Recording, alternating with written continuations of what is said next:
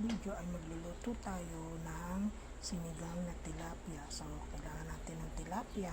Nalinis ko na yan. Nilagyan ko na ng asin. Saka nahiwa ko na sa gitna.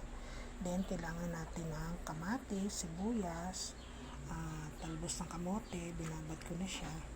At saka daw ng siling habok. So, ilalagay natin yung ating tilapia dito.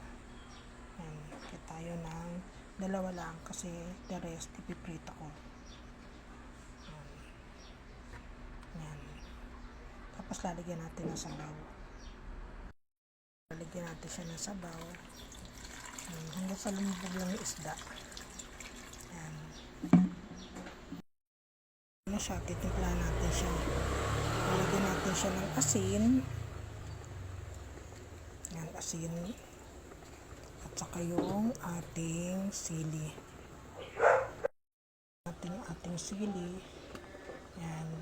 At saka yung ating talbos ng kamote. Kasi isda to eh. Madali itong maluto.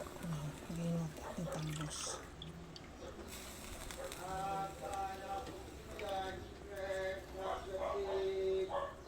Tayo natin maluto yung talbos ng kamote.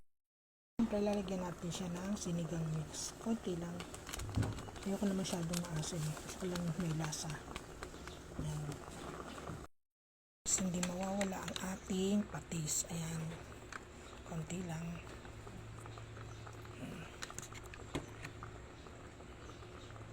Tapos, titikman na natin siya.